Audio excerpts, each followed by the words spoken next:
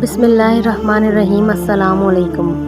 حضرت ابراہیم علیہ السلام نے اپنے باپ کو بت پرستی سے روکا۔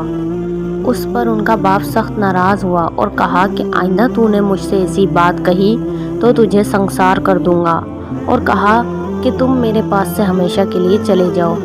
آپ نے باپ کو سلام کیا اور فرمایا میں چلا جاتا ہوں اور تمہاری مغفرت کے لیے دعا کرتا رہوں گا۔ جب حضرت ابراہیم علیہ السلام کو کامل یقین ہو گیا کہ مٹی اور پتھر کے یہ بت خدا نہیں ہو سکتے، تو آپ سوچنے لگے کہ آخر خدا کون ہے۔ رات جب نیلے آسمان پر چمکتے ہوئے ستارے کو دیکھتے تو سوچنے لگتے کہ یہ چمکتے دمکتے ستارے خدا ہوں گے، مگر تھوڑی دیر کے بعد جب ستارے بھی غائب ہو گئے تو حضرت ابراہیم علیہ السلام سوچنے لگے کہ جن چیزوں پر زوال آ جائے وہ تو خدا نہیں ہو سکتی۔ اور اب آپ نے چمکتے ہوئے چاند کو دیکھا تو کہنے لگے ستارے تو نہیں، یہ چاند ضرور ہوگا، مگر جب وہ بھی غائب ہو گیا تو آپ کہنے لگے کہ یہ بھی خدا نہیں ہو سکتا، اور اگر خدا مجھے ہدایت نہ دیتا تو یقیناً گمراہ ہو گیا ہوتا۔ اب آپ نے جگمگاتے ہوئے سورج کو دیکھا کہ یہ سب سے بڑا ہے، یہی میرا رب ہوگا۔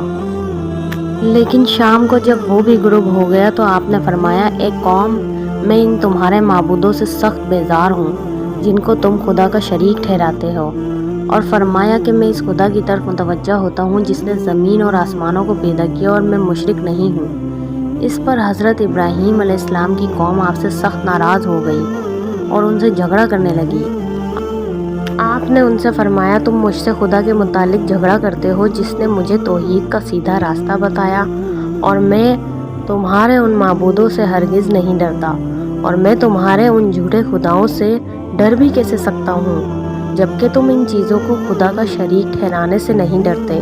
جب وہاں کے بادشاہ نمرود کو پتہ چلا تو اس نے حضرت ابراہیم علیہ السلام کو دربار میں بلایا اور آپ سے جھگڑنے لگا۔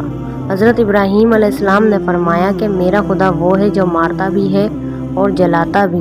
نمرود نے کہا یہ کون سی بات ہے، یہ تو میں بھی کرتا ہوں۔ چنانچہ ایک ایسے قیدی کو بلا کر آزاد کر دیا جس کو سزائے موت کا حکم ہو چکا تھا، اور ایک بے گناہ آدمی کو پکڑ کر قتل کر دیا۔ حضرت ابراہیم علیہ السلام نے بے دھڑک ہو کر کہا کہ میرا رب ہر روز مشرق سے سورج طلوع کرتا ہے، کل تو اس کو مغرب سے طلوع کر دے۔ اس پر نمرود لاجواب ہو گیا اور حکم دیا کہ ابراہیم علیہ السلام کو زندہ جلا دیا جائے۔